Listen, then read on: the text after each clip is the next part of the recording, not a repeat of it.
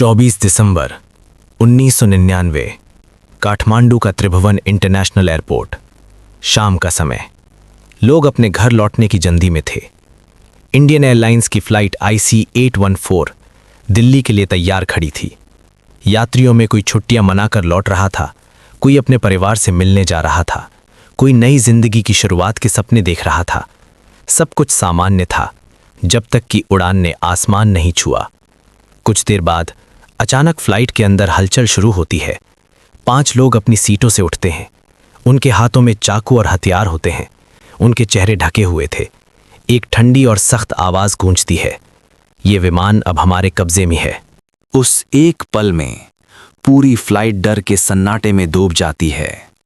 बच्चों की रोने की आवाज, लोगों की घबराई हुई सांसें और हर चेहरे पर सिर्फ डर।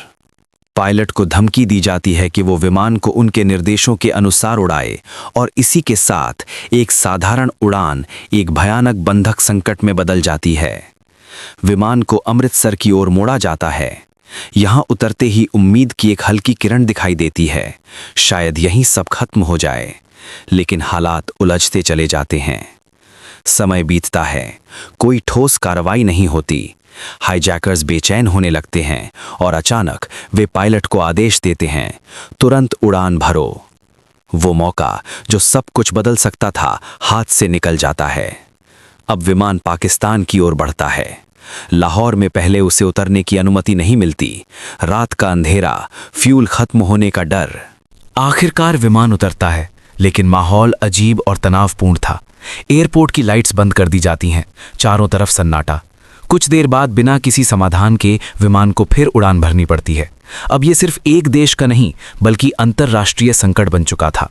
कई घंटों की अनिश्चितता के बाद विमान दुबई पहुंचता है। यहाँ कुछ यात्रियों को रिहा किया जाता है, लेकिन इसी दौरान एक ऐसी घटना होती है जो पूरे देश को झकझोर देती है। रुपिन कट्याल, एक युवा भारतीय जिसने अभी कुछ दिन पहले ही अपनी नई जिंदगी शुरू की थी, उसे गंभीर चोट पहुंचाई जाती है और वो अपनी जान गंवा देता है। उसकी मौत इस पूरे संकट की भयावहता को और गहरा कर देती है। अब डर गुस्से में बदलने लगता है। विमान आखिरकार कंधार, अफगानिस्तान पहुंचता है। उस समय कंधार तालिबान के नियंत्रण में था। यहां से शुरू होता है सबसे लंबा और कठिन इंतजार। यात्री विमान के अंदर ही बंधक बने रहते हैं। ठंड, डर और अनिश्चितता के बीच हर गुजरता पल भारी था। बाहर बातचीत शुरू होती है। हाईजैकर्स अपनी मांग रखते हैं, भारत की जेल में बंद 3 आतंकवादियों को रिहा किया जाए। समय बीतता जाता है। हर दिन नई चिंता लेकर आता है। भारत में हर घर में बस यही खबर चल रही थी। यात्रियों के परिवार उम्मीद और डर के बीच झूल रहे थे। सरकार के सामने कठिन निर्णय था, लोगों की जान बचाना या आतंकवाद के आगे झुकने से बचना। कंधार में बातचीत जारी रहती है। तनाव बढ़ता जाता है। विमान के अंदर बैठे लोग हर पल यही सोचते हैं कि क्या वे कभी अपने घर वापस जा पाएंगे। आखिरकार कई दिनों की बातचीत के बाद एक फैसला लिया जाता है। 3 आतंकवादियों को रिहा करने के बदले बंधकों को छोड़ा जाएगा। 31 दिसंबर 1999 ये वो दिन था जब एक समझौता हुआ।